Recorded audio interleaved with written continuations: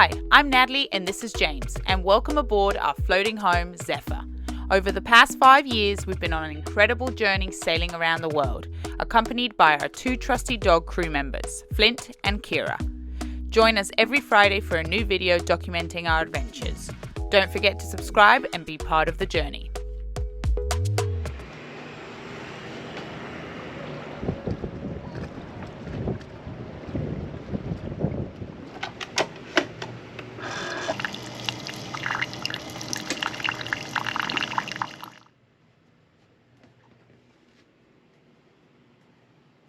Good morning everybody, another beautiful day here in the Bahamas. We really can't complain.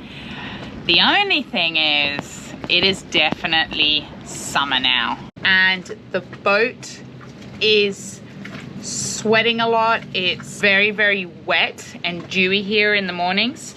So our boat in the mornings, we wake up to a very wet boat. But the main thing I need to do today is just clean the boat a little bit and get all the mold off the Dodger and Bimini, which it has been growing on there due to the high humidity at the moment. So I just want to dry that out with some vinegar and then we'll get started with the rest of our day. So yeah, here we go. So I don't know if you guys can see this, but this is normally a lighter color, and the reason it's so dark is because it's actually soaking wet, and we've been waking up now to this being soaking wet, the front room, and it's just all the cushions, and it's just that high humidity. Flint doesn't seem to care. So I'm going to put all these outside. Before I do that, I'm going to switch on the water maker. Let's put it on for 5 hours today. Oh.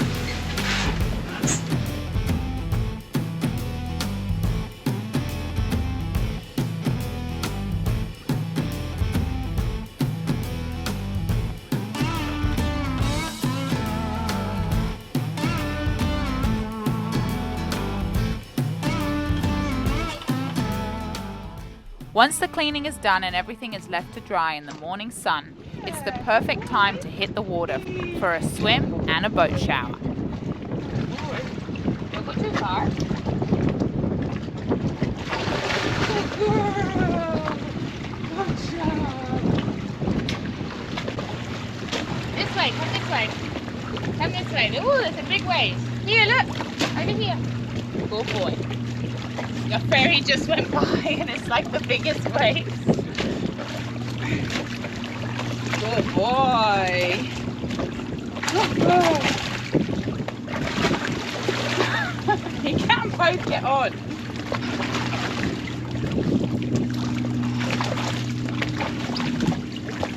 Good girl. Look at this numpty. Look at it. Why does he always want to go up the side? Up the side that he cannot go up. Life on a boat is full of contrasts. 1 minute it's pure bliss anchored in paradise, and the next, well, it's a whole different story.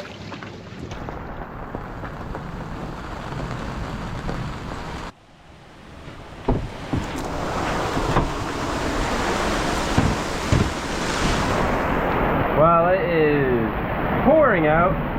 We've got a big thunderstorm that's come through.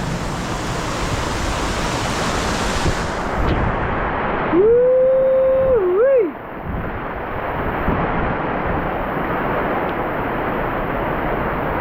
Yeah, we haven't had one of these for a while. We got lots of wind, lots of rain. We're literally fast asleep. It's like just before 7 in the morning. Wow, you can still hear all that. And yeah, we woke up to lightning and thunder, but we're all good. Got this old derelict boat behind us here.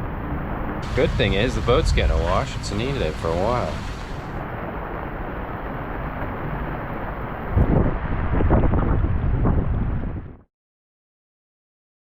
It is blowing a hoolie today.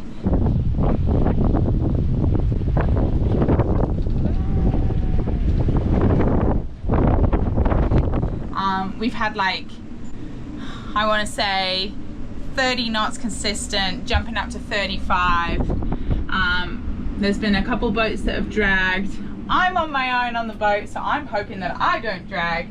Well, on my own with the pups. James isn't here, so yeah, I'm really hoping that we hold.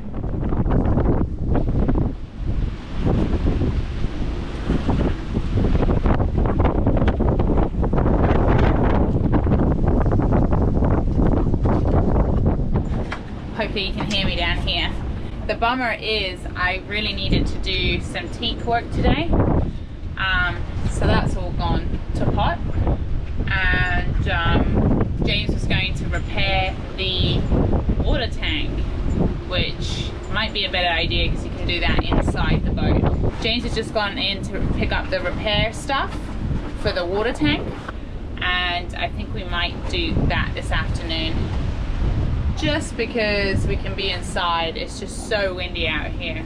We weren't even meant to have this much wind. It was meant to be windy till about 12, and it is now 2 p.m. and it is still super windy, super gusty. So, not that these guys are too bothered. Hey, Bubbas. Is it nice with the wind? I know. The past few days have been so hot with no wind whatsoever, and these guys were struggling a little bit. It was very, very humid and hot, but today at least they're getting the breeze. So I think it's hot, but at least we're getting the breeze. Well, as I said before, James is back, but it is still blowing a hoolie. I have the tools now to do the sanding, and James has the G-Flex, which is what I was talking about before, for the repair of the water tank. However, we can't do the water tank because there's a ton of water in there and we don't just want to waste it. So we're going to give it another day so that we end up using it for the dogs, for us, showers, and then by tomorrow it should be empty and we'll do the repair. Well, James will, right? With this stuff. It's an epoxy, right? Yeah, and we're going to use fiberglass as well. I'm very excited because if you guys have watched previously, we've tried to repair it twice already, and by doing plastic welding, and that did not work out well at all. So it is blowing a hoolie, and I said I wasn't going to sand, but we need to get stuff done here. We can't wait for the weather, so I'm just going to sand. We're going to close everything because it's all going to fly around everywhere. And I'm only going to do the handrails and maybe the top half. This battery doesn't tend to last very long, so we'll see how long it lasts. Okay, here we go. Boom.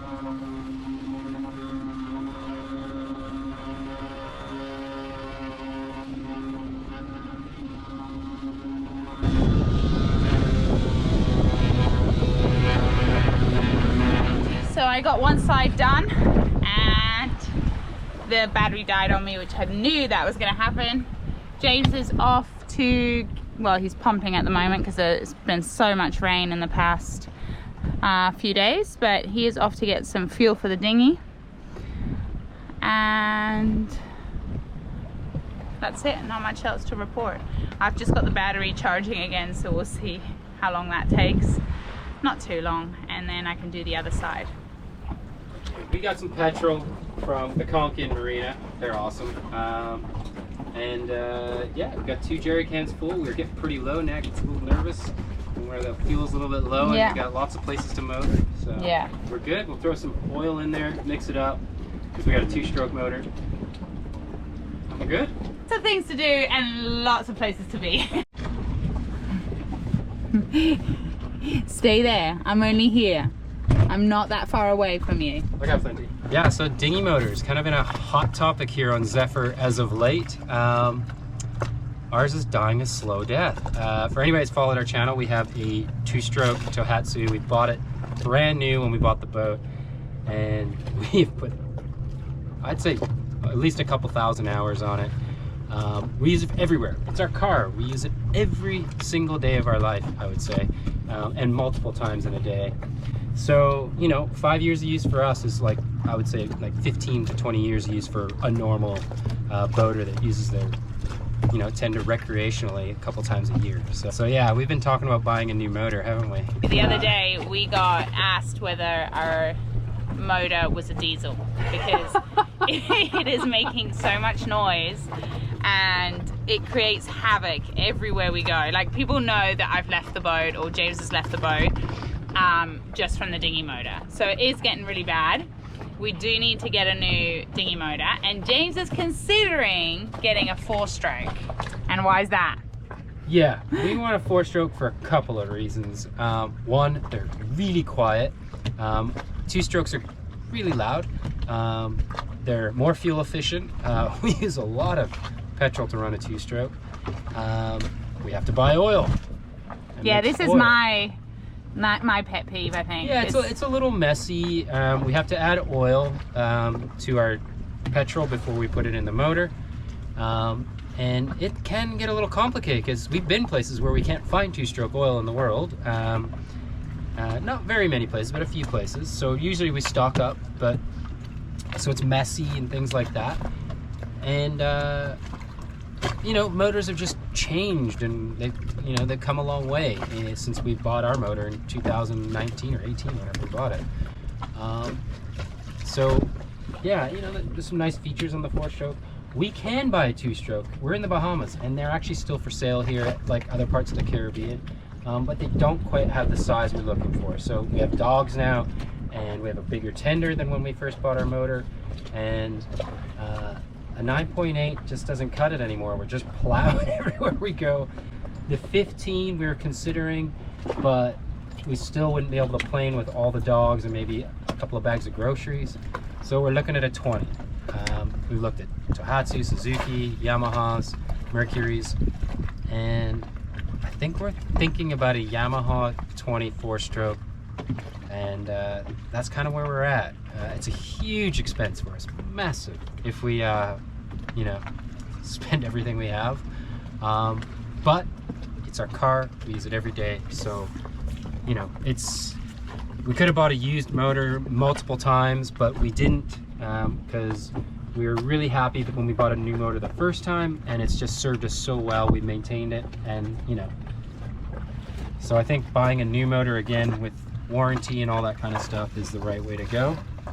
And ultimately, buying somebody else's problems with a dinghy motor is only going to set us up for problems, I think. Would you agree? Well, I do agree, but let us know what you guys think. Yeah. What would you guys do? What should we do? 2-stroke or 4-stroke? Yamaha, Suzuki, Yamaha, Mercury. Tohatsu, we were looking at Mercury. I know they're the same ones, aren't they? Same motor. So. Suzuki's. Suzuki. We're with Yamaha, Team Yamaha at the moment, but you know. Yeah, we're with Team Yamaha only because we've heard such good things about it, about that motor. But you know, we've also got to consider the costs, and right now we need the car to be reliable more than anything because of these puppers. Because obviously we get off the boat at least twice when we're at anchor, if not more. So you know, that's 4 times that we're going to shore and back. Yeah. So anyway, let us know what you think. Not a lot about 2-stroke engines on sailboats these days. So ours requires a 50-to-1 mix, and we bought this cool bottle when we actually got our motor. We've had this 5 years, and I've never had to do math since. Yeah. So it's perfect. It has little ratios at the top here that you can see. I actually put a marker when I was doing our small container, but these we put 22 liters in, so I go to the 22-liter mark for oil. Boom. And then I just pour it in. What a puppy hanging out like that. What are you doing hanging out like that? So as you can see, we go through a lot of fuel and a lot of oil. Yeah, so there's oil, fuel efficiency, requirements. It does mean other issues though by buying a 4-stroke. They're much more complicated engines, and when things go wrong, they're not nearly as simple as a 2-stroke. Like, that has been a blessing. Like, a 2-stroke engine is the simplest engine to work on ever. I'm gonna check whether my battery is finished. Look at Flinty.